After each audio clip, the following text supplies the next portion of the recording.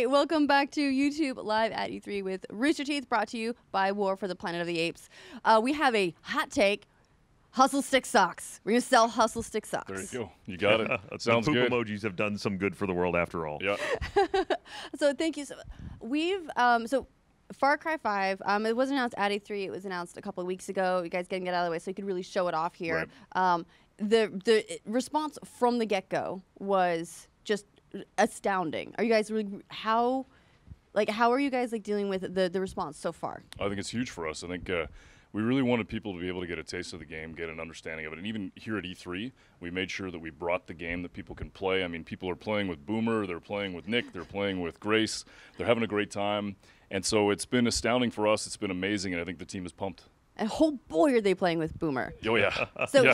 here's the thing. We have a list of questions. They're all about the doggo. Okay. Okay. Fire away. I have a few superfluous questions that are not dog related. All right, fine. So You shut your hustle mouth. So out of 10, how good boy is Boomer? Oh, it's like a 13. 13 out of 13 10 good good boy? boy. Yeah, very good. No, I love the trailer was. I don't think a dog Amazing. can withstand that much good boy. Oh no, his friendship beacon's gonna go. That'll turn his tail into a helicopter. Is the dog a helicopter in this game? There's stuff I can't talk about. Well, so you got your biplane and then and the good doggo coming right behind it.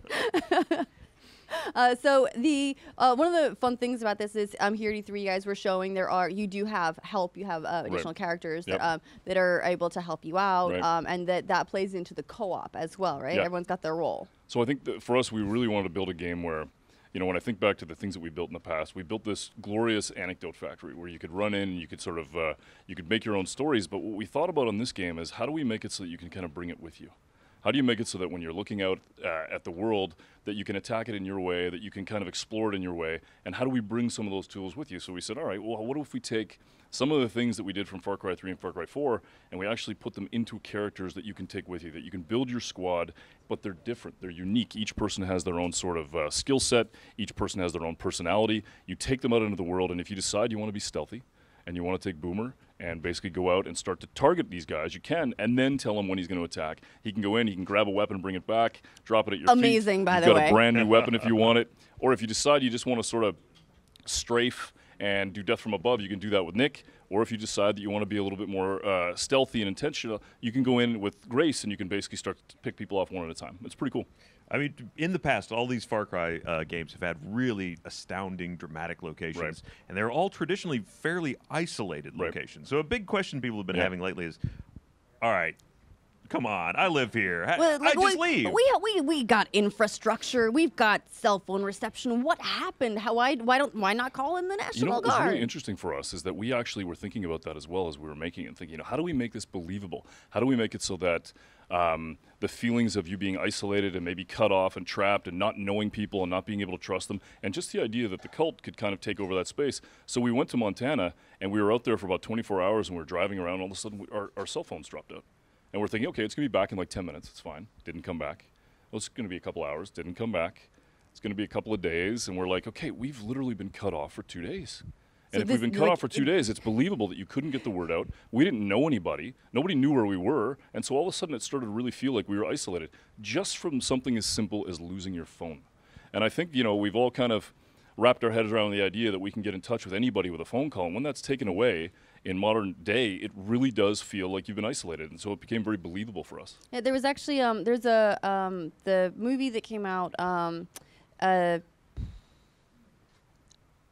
forget the name of it right now, but it was set in the 70s. Okay. For that specific reason, is a lot of people saying like, oh, if you can just call everyone, Okay. there's no suspense. So Yep. it's cool to see things like just being able to contact everyone. Yep. We take it for granted. Yep. It's taken away, but Yep. we're in a location where you wouldn't expect that, which makes it a little bit unsettling. Yeah, and I think that people are kind of responding to that, and the idea that yes, we take you on previous Far Cries, we've taken you 6,000 miles away and put you in an exotic location, and this time we kind of want to put it in your somewhere close. somewhere that we've all been camping, we've all been out in the woods, and we've all been maybe a little bit cut off and isolated, and now put a Far Cry game in that situation. Was that kind of a new challenge for your team to work on something that was something that a large part of the audience will now more directly identify with? They will recognize these scenes. I think the reason is as you're building a real world, everybody knows how big a doorway is. Everybody knows how tall a step should feel. They know what it's like to pull up to a stop sign and actually stop, right? And the things that you look around in the world and it feels real. So it puts a lot of pressure on us to build a believable world. So you get inside a muscle car and you decide that you want to drive. The right song has to come on. Oh, and we kind of overlook it, but you just want to drive. Your muscle car song's important. Yeah, and have a badass time driving down the road. The right song's got to come on, so you're just like, you know what, that felt right. We have to do that stuff. You get into a rig, the right song has to come on. You get into a plane, you have to have the right feeling. It's the devil's in the details. Mm-hmm. How big are we talking map size this time? Far Cry 4 was pretty large. It was very big. I think the thing that we're talking about now is not specifically just how big the world is, but the idea that you can traverse it anytime you want in the direction that you want. So what we did is we actually focused on the idea that, in Far Cry 3, Far Cry 4, and Primal, we gave you a fairly linear story. And what we wanted to do with this game was say, look, what if we just drop you in the middle of the world and we say you could go in any direction, meet any character, and basically take these action bubbles and these individual stories in the space and kind of author your own story. So you guys may play the game and head down south, and you'll meet, go into the community of Falls End, and you'll meet maybe Nick or Mary or Pastor Jerome or Casey, and you'll play for 10, 12 hours just down there playing around, and come back and we'd chat, and you'd be telling me all these stories, and I'd have no clue what game you played because I went up north. I met a completely different group of people. Maybe I had a different Fangs for Hire, and I had a different experience. So we think that if we build it in such a way where you guys get to actually build the story that you want to build, it's much more powerful. And one of the things about Far Cry 2 that you mentioned some of the earlier titles, Far Cry is now really known for having very compelling villains, very exciting villains. Yes. Voss has been a very difficult villain to live up to. It's Yes. it set the bar very high. Yep. What are you doing this time to surpass Voss? Because not easy. What's really interesting about when you build somebody like that is that they have to be magnetic, right? They have to be, and it's not a science, it's an alchemy. We try and write, you get great writers, you get great actors, and so what we did is we kind of cast the net wide when it came to trying to cast the father, and we got a lot of different stuff that came back in, and then one day, this guy who's an incredible actor, Greg Brick, sent us in his tape, and I sat down and I watched it. And I got to tell you, the one thing for me is building this character, what I had to believe that somebody could talk to me and convince me to join their cult. That was where we set the bar. It's we have to believe that it could actually happen. And I watched that audition, and there was something just mesmerizing about what Greg did. It was fantastic. And I think we knew we had our father at that point. And it was just one of those things where you're watching it and you're hearing him and you're kind of being transfixed by his voice, and he's calm and he's rational, and you're like, yes, I understand. Yes, Father, I'll do whatever you like. And it was just a great performance. So that's what it is. It's great writing, great acting, and then we get it. I think the fact that we're a first-person game, you have those real intimate moments, up close and personal, where you're looking at this person and they're very, very close. They're in your space and you feel it. You really feel it. And then they're looking back at you. Yeah, and you really feel that moment where you're one-on-one, and there's something valuable to that as well. I always loved there was so many moral levels to the previous titles where you could, at times, as you said, with the magnetic personality of the villains, you could, while you knew they were horrible, you could see but there where was they something were coming charming from. about them, right? They sucked you in. Yes. But with that idea of building a story that is not as linear, how do the individual narratives kind of build towards a climax? It's tricky. I mean, that's the hardest thing for us, right, is being able to make it so that I think when you watch or when you're part of a story, you're used to getting things at a certain pace. So what we did is we built this organic world where you'd be going through it and everybody has a job. Even the people who are in the cult are basically making sure that they have very specific things that they're supposed to do. And what happens is as you step into this world and build this resistance, what ends up happening is you start to get in their way. And that's where they start to respond. And that's where sort of the wrath of the cult comes in, pushing back. So let's say that you go down into John's region and you spend some time in there. Your lore is going to start to build up. He's going to know who you are. And after a certain amount of time, he's going to basically focus his attention on you, and you will have those types of moments. it's super important for us that as we allow you to go out into the world and develop your own story, we also have moments where the story comes back and sort of steps right into your personal space, and those characters feel very real. So we have to make sure that we still do that. So another big thing that's been kind of announced for this title, though, changing slightly directions. So in Far Cry 3, you had a very specific set of co-op missions. In Far Cry 4, you had a 2-player co-op, but they couldn't really advance mission stories. What can you tell us about Far Cry 5? So for Far Cry 5, we want to make sure that you can play co-op all the time, right? We want to be able to, so we built this concept of guns for hire, and then we built the concept of fangs for hire, and then friends for hire, so that you have this idea that rather than just sequestering it to the open world, you can do it in quests and missions and make sure that if you want to play with a friend and you want to be able to have that experience, you can. But you don't have to. I mean, we know that the DNA of the brand came from this idea of this strong single-player experience where you're kind of alone and cut off. So you have that choice.